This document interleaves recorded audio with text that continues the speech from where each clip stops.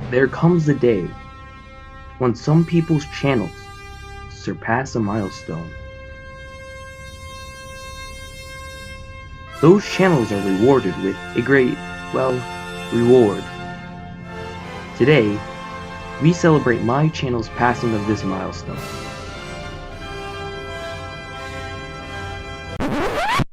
That's right, recently my channel surpassed 100 subscribers. You might be wondering what the reward for this milestone is.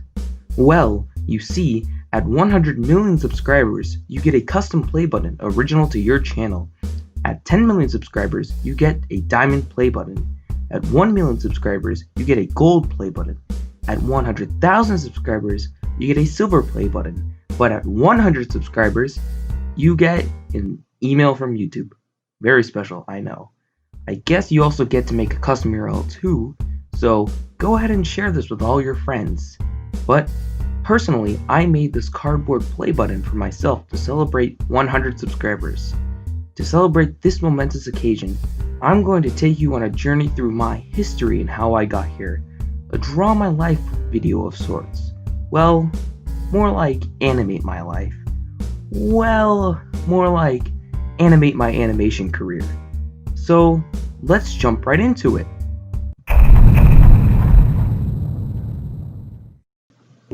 When I started animating, it wasn't something that I was seeking to do. It was more like animation found me, as cheesy as that sounds. As a kid, I really liked to play games on the Wii and DS. There was this cool new gaming system that came out at the time called the DSi. My brother had gotten a bronze DSi in late 2012, and I wanted one too.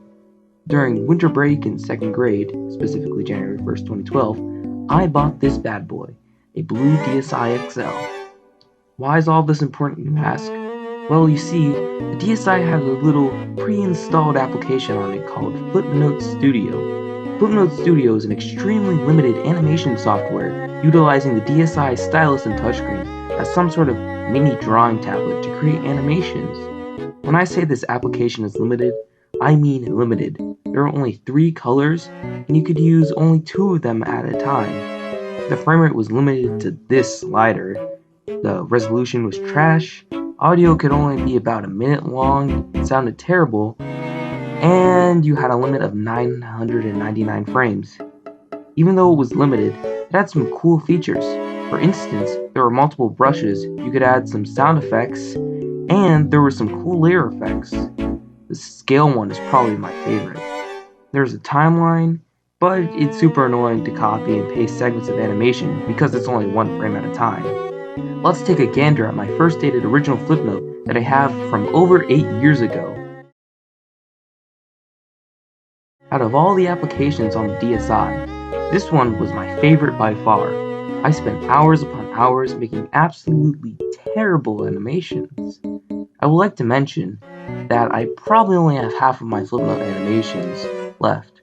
You see, you could save Flipnotes onto the system or an SD card. To help me out, my dad gave me a 1 gig micro SD card. I saved some Flipnotes on my system, but I decided to save most of them to my SD card to save internal storage. Sadly, at one point, I lost that SD card and started using a bigger one. Although most of my 2012 animations are lost, there still are some very iconic animations from my childhood on here. And one day, I'll probably find that SD card and share the rest. Here's some more iconic animations. 90s, yeah!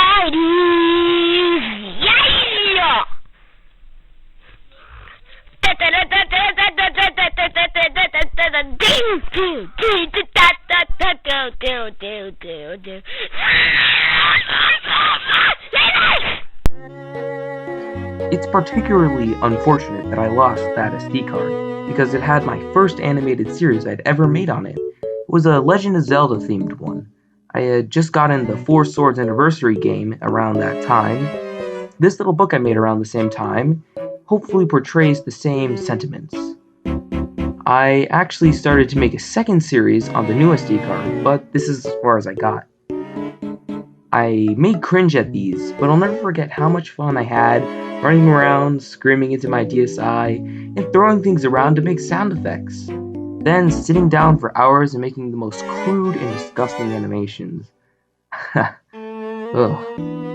I've added a link in the description that leads to an unlisted video of all these flip notes. Those are raw flip notes. No looping, nothing. Just a little bit of info on when they were made. I'll make another one of these for when/if I find that old 1 gig SD card. I also bought this app on the DSi called Intro Animation because it had more than like 3 colors and was much less limited. However, I only used it for a few simple animations and these wonderful art pieces, like these nice balloons tower defense art pieces. Or this one of Mario peeing? Pooping? Okay, let's move on from this. At one point, I got a 2DS, not for making better animations, but to play new games. My brother had gotten a 2DS a year before me on launch year 2013. I wanted to get 2DS as well because, first of all, I was cheap, and second of all, I didn't care about the 3D on the 3DS. Also, I desperately wanted to play Nintendogs Plus Cats. So I got a 2DS in late 2014. I eventually figured out about Flipnote Studio 3D, a much improved version of Flipnote Studio that had better resolution and 6 colors. There was an option to use 3 layers, and audio was better, along with longer sound effects. Needless to say, Flipnote Studio was a big improvement. Sadly, I wasn't able to get it right away because of something with Japan and the Nintendo membership. I don't really remember. However, my older brother figured it out eventually and got me Flipnote Studio 3D on February 11th, 2015.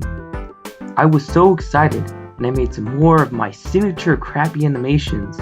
I wanted to improve my quality with the good software, and here I tried to make a smooth animation at top frame rate, but, well, you can see how it turned out. I also made this, which is a sequel to this original Flipnote, but I like the way the original looked better. Then, for some reason, I stopped for a while, but I picked it up 9 months later in the middle of 5th grade, November 11th, 2015, with this animation here. I thought my skills had improved, kinda. However, this animation that I made 3 days later looked way better because I finally put real effort into animating. I started using techniques where I zoomed in and used clever tricks with copying and pasting. The new features and my new maturity kickstarted my interest in animation again. So for the rest of 5th grade, I made these higher quality animations. This unfinished Mario one is probably one of my favorites. I made a folder for my new, and actually kinda decent, animations called the 3D folder. The original Flipnote Studio had folders, but there was a limited amount and you couldn't give them names or your own pictures. Here are some of the animations from my 3D folder. This one was going to be an intro for my YouTube channel at the time, but I didn't like the way it said Peachro, so I gave up. More about my YouTube channel later. Well, towards the very end of 5th grade, something happened. At this time, my inspiration was blue skies. As you can see, these animations of mine were literal direct copies of her work. This marked the stick figure era of my work, because I couldn't draw people. At this point, I had some sort of style that I was happy with and could actually reproduce decently. This animation here was for an animation battle I was having with my brother, but never finished. I was so proud of these animations, I even made a folder called the stick figure animation folder. As you can see, there are some true gems of here, and half of them even landed up on my channel years later.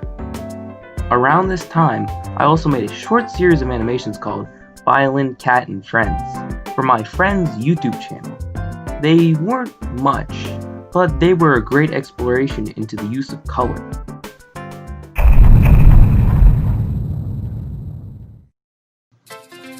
In the first half of 6th grade, my brother wanted to have another animation battle with me. As children, my siblings and I would have fun with my brother's stuffed animal. In our playing, my sister put on a show called Super Turtle, which involved giving my brother's stuffed turtle a scarf that functioned as a cape and making him fly around and do things. And well, my brother made a Super Turtle comic in his school agenda. I animated one of these comics for the animation battle, and by the way, I totally crushed my brother in the contest. he deleted his animation with shame and how much worse it did. This started what was to be known as the Turtle Toons series. For that whole week, every day I made a new animation for the series. The first 3 episodes were based off the comics, but by the 4th day, the remaining source material was too complicated or too long for me, so I started basing the animations off of things that interested me at the time. For episode 4, it was based on Astif movie, a little bit of Eddsworld, and my own original idea. Episode 5 was a literal copy of a montage from Eddsworld, even though my animation series strayed away from the comics. It always kept the same vibes of wacky randomness, and the same characters like Turtle, Dog Turtle, Turtle-La, and the Derposaurus Rex. Turtle Toons also had its own folder in Burnout Studio 3D. Turtle Toons went through many hiatuses and breaks, but I eventually made around 14 episodes, an unfinished 2-part season finale, which was also a remake of an older Burnout from my DSi. There were a lot of different sources of inspiration, and yes, a lot of direct copying too. Each season was 5 episodes long, and later I decided that I was going to end it. The final episode was going to be an adventure into the world of Flash and be a crossover with Chicken Scratch, but that was decided much later in the timeline, and I never got around to it. I'll maybe finish the series eventually. Needless to say, Turtle Toons was a big factor in getting me back into animation, developing my skills, and dipping my toes into the water of making a series.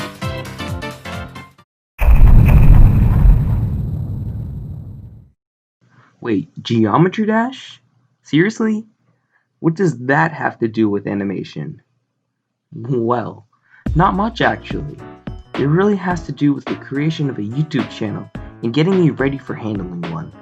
In 4th grade, I saw some kid playing a game on a bench during soccer practice. That game was Geometry Dash. Instantly, I was interested and wanted to play it myself, so I bought the game, and I would find it to be very popular with my classmates that year. I spent hours playing it and ended up being the best in my class. In late 5th grade, I wanted to make a YouTube channel to show off levels I had made in Geometry Dash.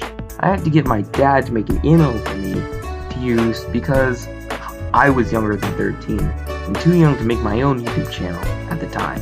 And so, the channel was born on March 27th, 2016. When I first got that channel, I posted as many videos as I could, as fast as I could, and well, only posted sparsely after that. I was originally going to post the stick figure animations, which I was making at the time, on that channel, but I never figured out how to export animations from the 2DS, and decided to make it a strictly gameplay channel. The channel really was a failure. Sure, I got some subscribers, but I was so inconsistent with my posts, and it all had very low production value. I threw together my channel logo and banner in Panzoid. I had a crappy gamer intro. I did all of my editing in the YouTube editing studio, which is a feature that is gone now. However, the channel taught me what not to do and how I would have to approach making a successful channel again in the future. I continued playing Geometry Dash for around 3 years. I realized I could make animations in Geometry Dash, so I made a series of levels called Animation Ring. They were automatic levels that featured simple animations. They eventually got more elaborate, and I improved in quality as time went on. Soon I ran out of animation ideas to make, and stopped making animation ring levels. After that, I made some levels that were real animations.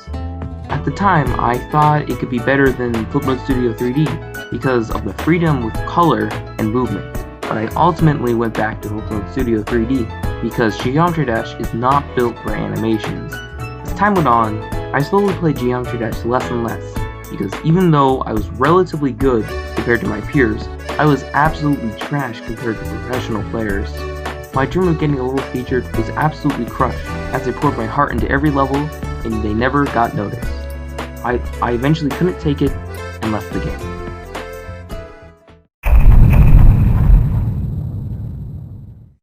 As mentioned before, Eddsworld was one of my sources of inspiration for animation. Through 6th and 7th grade, Ed Gould was my biggest idol. I owe where I am in animation today all to him.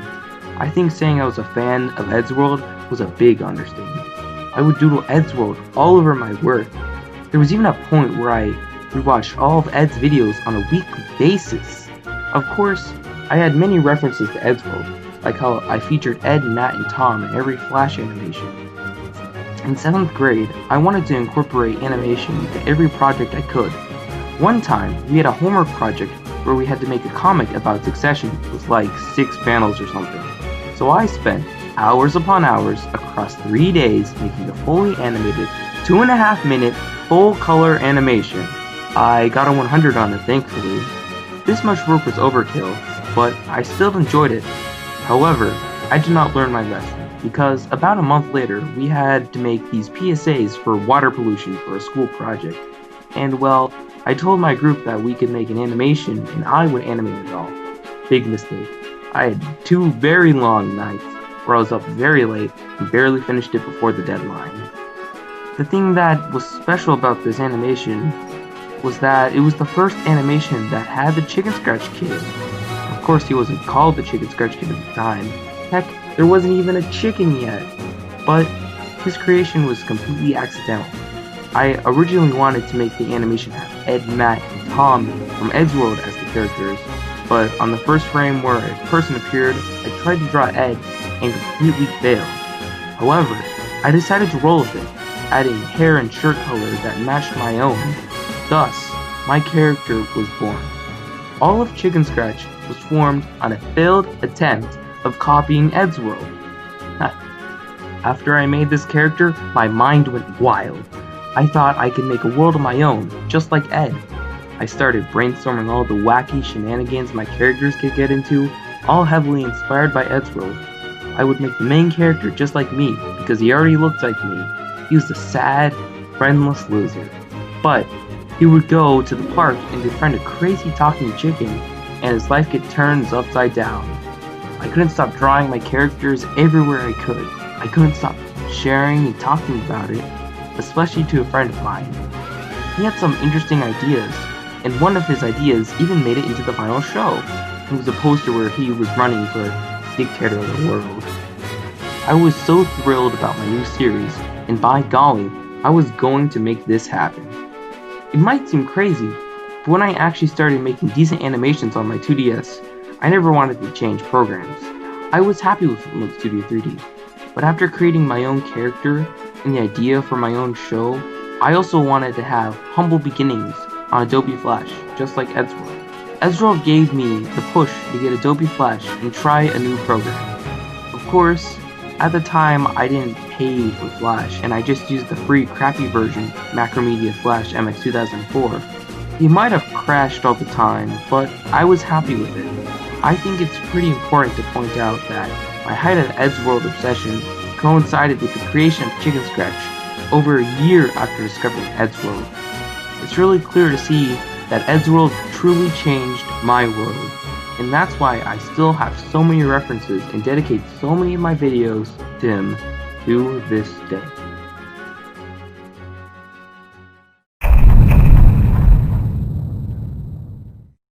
Not too long after I got the idea to make Chicken Scratch, I was going to turn 13. I wanted to make a channel to release the show that was separate from my Geometry Dash channel. This would be the space for my episodes, but I also wanted to get my videos noticed, so I had to somehow play the YouTube algorithm. I had a plan. The idea was simple: post a video every week because YouTube favors consistency. Just a little funny animation, usually low effort, posted on Sunday to give time over the weekend to animate. What could possibly go wrong? Well, everything started out fine. I started by posting on January 1st, new year, new me, new channel. The first week my channel was up, I uploaded daily, just so my channel wouldn't look so devoid of content for weeks on end. I called it the Week of Animation. I plan to do these things every once in a while, such as when school is on break, but oh boy, let's just say that never happened. After that, I started posting videos weekly. I wanted to use Flash, but I couldn't figure it out immediately, so I temporarily went back to Flipmode Studio. However, after the first week or so, I got comfortable enough with Flash to make animations for my channel. Some of my early animations from December 2017 were, oh my! Well, as you can see, some of these were terrifying. When I started drawing the Chicken Scratch Kid, I could only draw him from head on. That's why he looks like a crackhead in some of these drawings. Eventually, I started drawing him from different angles, and he developed to look essentially how he looks today, except for this monstrosity. I was using a desktop computer my uncle gave my siblings and I a few years back to make animations, but my brother was always a super huge control freak and always claimed it as his own, and still is to this day. The drawing tablet was a gift from my uncle to my sister when she wanted to use Photoshop for art years before I wanted to use Flash for animation. Luckily, I was able to use my sister's drawing tablet and show the internet what I was made of. And so, Tom's Lunch was my last Full Studio 3D animation, and showed off the best of my skills on that program. In the end, I had made nearly 23 minutes of animation in Full Studio 3D. Once again, a link to all the raw animations will be in the description. Amazing for me at the time, but I had moved on to better things to allow my skills to grow. In the beginning of 2018, my Flash animations were all over the place. The Chicken Scratch Kid had inconsistent proportions and line weights, as well as all sorts of jank going on with the shirt, such as different colors on the same animation, differing the colors of the shirt in between animations, and even missing the cuffs at times. As I learned the program more, I was able to be more efficient and make assets ahead that I could reuse between animations. This was the first head shape I used. Then eventually I made a more improved version that also featured any angle I would want to use. However, I never made an asset for the body, so I just redrew it every time. It's pretty cool to see how much the Chicken Scratch Kid has evolved. The Chicken Scratch Kid isn't the only thing that has drastically changed. In my earlier days of Flash, my chickens looked like blobs with beaks on them. Pretty terrifying at times. But one day in early 2018, I actually studied the shape of a real chicken and made this drawing for a school project. Ever since then, Cluck looked like a real chicken.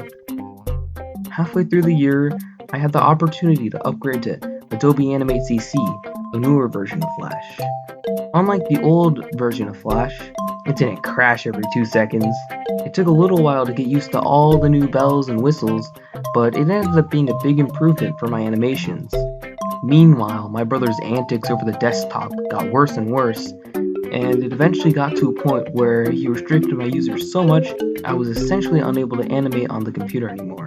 So I said, screw this, and I bought a laptop. I have been using that to this day. There's more to my Flash animations, but I won't bore you with all the details because all my animations, except for the 2017 ones, are available on my channel for you to have fun and explore yourself.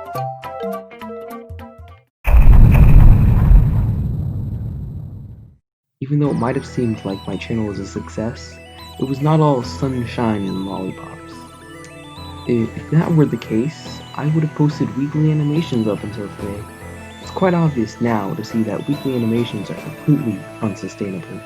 The problem for me wasn't creating the animations in the time frame given, but coming up with the ideas for each animation.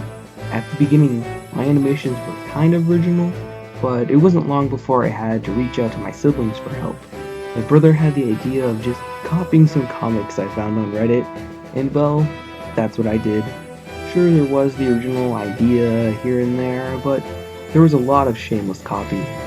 Quite quickly, animation changed from something that I enjoyed doing to a weekly chore that I had to do. Because all the animations I made were so uninspired, it became something that I dreaded and procrastinated doing. Not only did animation become more mundane for me to do, but it also became harder for me to find motivation to animate. When I was making animations on a consistent schedule, I saw a success of around 10 subscribers a month for the first few months. But that was nothing compared to other channels at relatively the same level as me. I kept on wondering what I was doing wrong. It felt like my content was never good enough. I also became discouraged because most to all the feedback I was hearing was from my brother. Even though the comic thing was his idea, he would like to complain about how my animations were just copies or something like that. He would call my animations crappy without offering ways to improve them. He said all my animations were rushed. Even though that had some truth to it, it turned into a vicious cycle. The negative feedback made me procrastinate on my animations, but I still wanted to output on Sundays, therefore they became more rushed, which led to more negative feedback. However, the animations that I always had motivation to do were my chicken scratch episodes. They were all I really wanted to do. The first 2 episodes were fairly easy to make. However, I was more ambitious for episode 3 and totally overworked myself by pulling 2 all-nighters in a row animating it to get it out on my self-imposed deadline. I definitely needed a break after that, but I couldn't take one because I was locked into a schedule of weekly animations. As time went on throughout 2018, I was really feeling the burnout. I started working on my animations closer and closer to the deadline. Towards the end of the year, I was releasing animations close to midnight, or even super early on Monday. I used unposted turtle tunes a lot to skip out on animating some weeks, and of course my brother complained about that too. Eventually, in late December, I started missing some weeks. By February of 2019, I was so drained I could barely keep the channel up. The last straw that broke the camel's back was when my mom took away my laptop for 3 months. At that point, I couldn't physically animate, and frankly, I didn't want to anymore.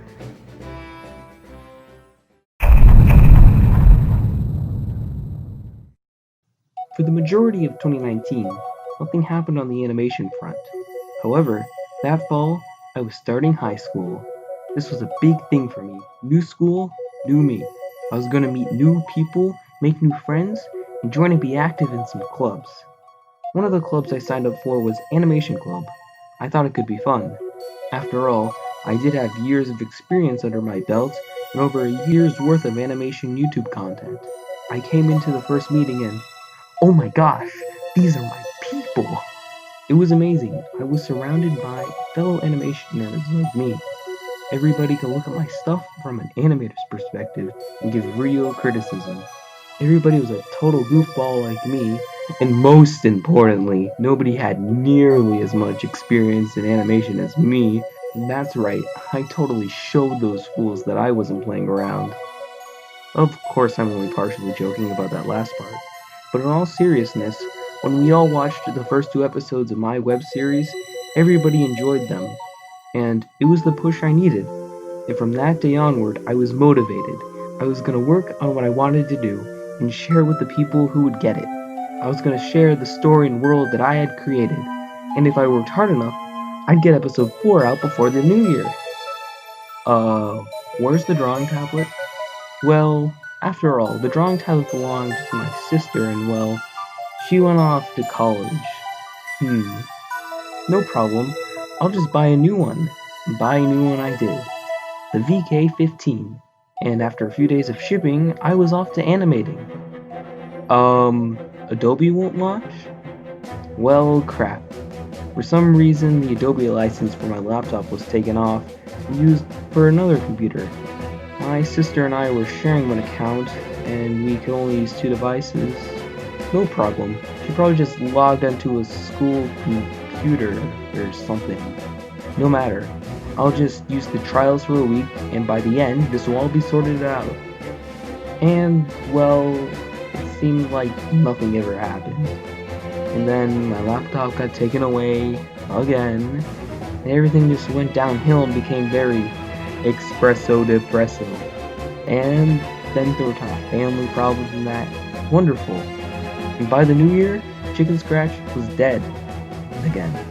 There was no way I could bring it back at all. I mean, how could I? Things were looking great for a moment. I even made a real model rig for higher quality and faster animation. I was gonna rebrand my channel's old, terrible logo and profile picture, but life had other plans. Every time I tried to improve something or make a comeback, something would just strike me down even further. Why even bother?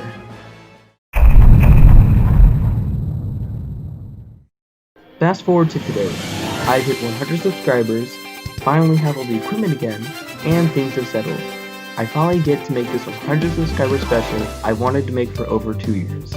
However, without animation, I've been able to explore other interests, and it's been good for my mental health. I've played and made video games, and had some adventures in filmmaking, engineering, even making electronic devices.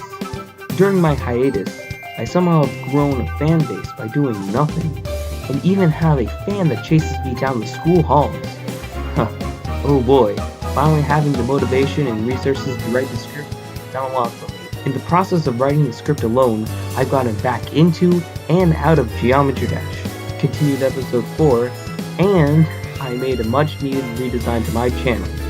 For the return, I'll make what I want to make and when I want to make it. And this time, it looks like life is on my side. I just want to thank each and every one of you who subscribed. It means so much to me that over 1,000 people have seen my animations, and that over 100 of you have been inspired enough to click that subscribe button. Every one of you motivates me a little bit more to work my hardest. Here at Chicken Scratch Studios, and by that I mean me, there is a little party when that sub count goes up by 1. Over 8 years of animation to get 100 subscribers, but it feels like a million. What a ride it's been.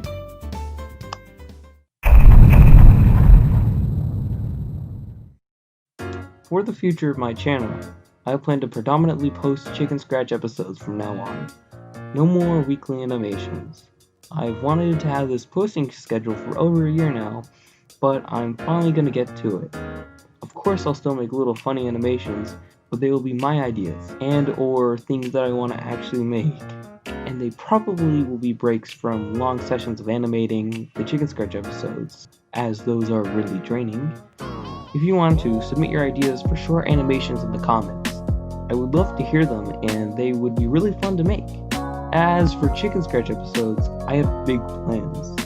There is a lot more to them than you think. You'll see for sure in episode 4. And you guys might also get to contribute.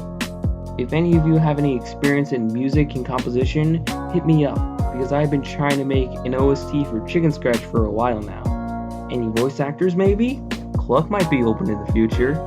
And there are a whole lot more characters than just Cluck that needs voices. In other news, merch! That's right, I have a merch store now. All gains go right back into the funding of Chicken Scratch. I also have a Discord server linked below if you want to join. It's pretty chill there. I hope you all enjoy the content to come, and wish me luck so that nothing throws a fork in my path this time. Thanks for watching.